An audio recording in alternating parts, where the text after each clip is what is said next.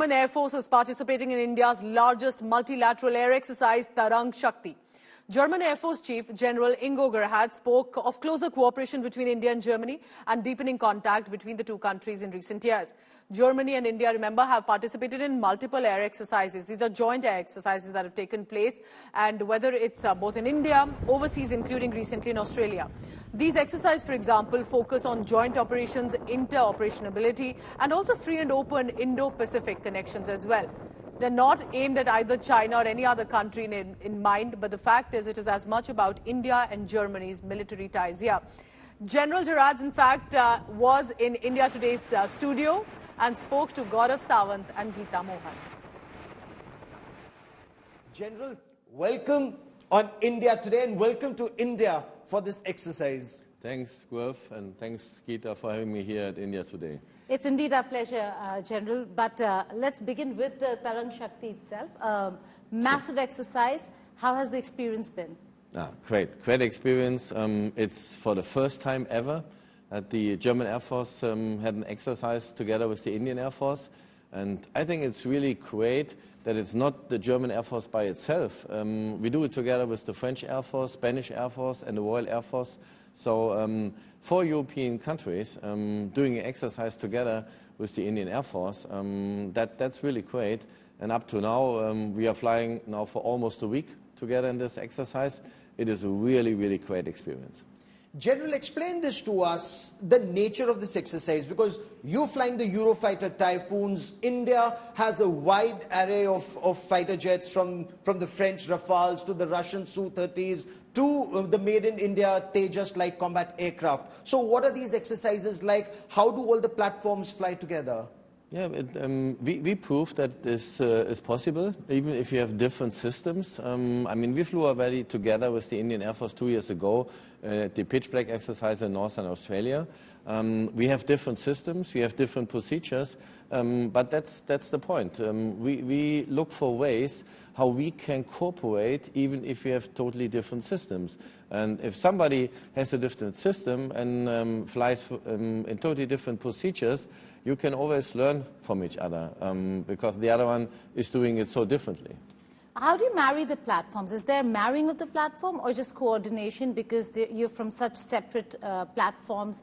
The way you're looking at situations, the way you're looking at wars are completely different, especially how you tackle and are involved in conflicts and wars. That's a matter of procedures. I mean, sure, we are in the NATO nations, we are much more standardized because this is kind of, we call it integration by design.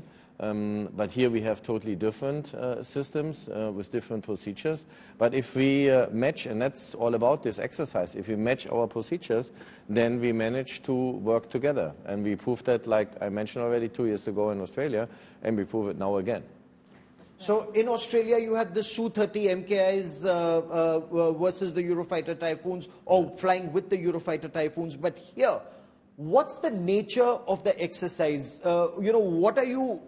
What are you doing when you're flying together? Is it ensuring sea lanes of communication are protected? What are the air forces exercising together? What's the goal in mind?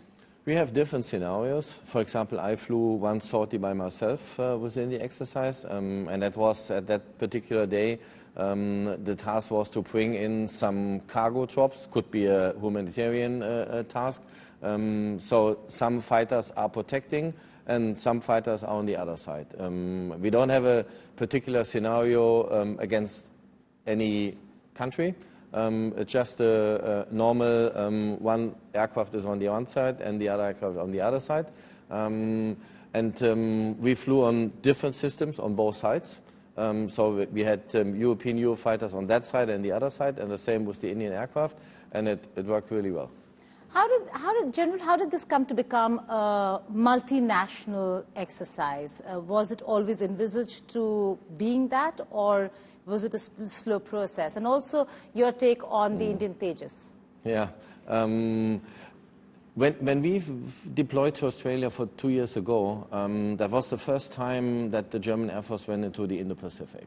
And at that time, it was already a great experience. Flew together in Australia with India, with Japan, Singapore, Indonesia, a lot of countries.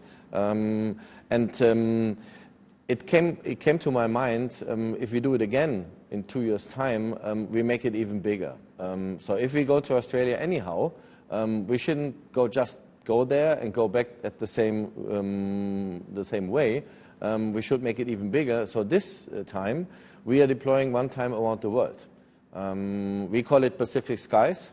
It's one time around the world with 5 exercises. We started in Alaska. That was a typical NATO Article 5 alliance.